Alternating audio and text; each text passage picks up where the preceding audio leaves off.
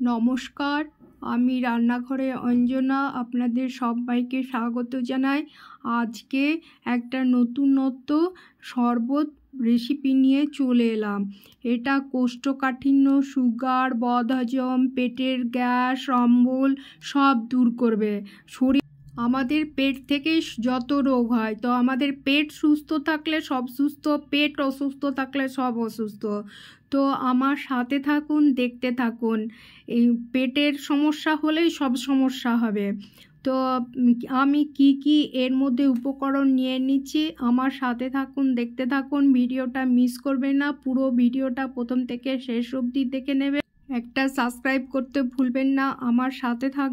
চলুন তাহলে শুরু করা যাক। এখানে সমপরিমাণ দুটো প্যাকেট নিতে হবে। এখানে নিয়ে নিয়েছি জোয়ানের প্যাকেট 2, মৌরির প্যাকেট 2, আমি দেখিয়ে নিচ্ছি মৌরির প্যাকেট 2, আর এখানে নিয়ে নিলাম জিরে, মানে দুটো প্যাকেট হবে, সব দুটোই সমান পরিমাণ হতে হবে। নিয়ে নিলাম। এবার আমি প্যাকেট থেকে নিয়ে নিচ্ছি, পুরো প্যাকেট কেটেই নিয়ে নিলাম মৌরি, জোয়ান আর জিরে।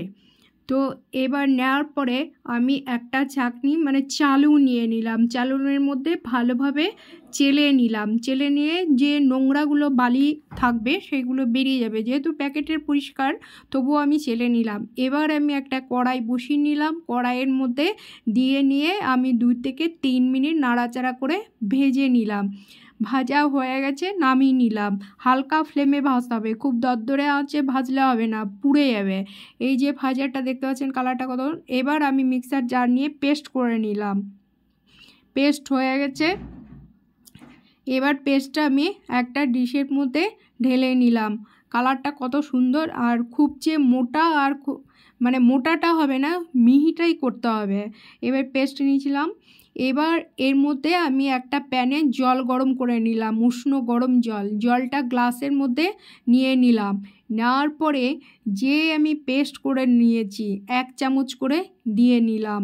2 গ্লাসে 1 চামচ 2 চামচ, মানে পুরো 1 চামচই নিতে হবে গ্লাসে 1 গ্লাস জলে। এবার আমি 1 চামচ, একটা গ্লাসে 1 চামচই লবণ নিলাম, বিট লবণ ছোট্ট চামচে। এবার ঘুটিয়ে নিলাম। এই যে ঘুটিয়ে নিচ্ছি। ঘুটিয়ে নিয়ে এই জলটা আপনারা প্রত্যেক দিন রাত্রে খাওয়ার পরে শুতে যাওয়ার সময় এই 1 গ্লাস করে খাবেন। আবার পরের দিন সকালবেলায় ঘুম থেকে উঠে এই বাসি মুখ ধুয়ে এই 1 গ্লাস করে খাবেন। দেখবেন আপনাদের শরীর একবারে চনমনে থাকবে, পেট সুস্থ থাকবে, আপনারা নিজেও সুস্থ থাকবেন। আর ভিডিওটা কেমন লাগলো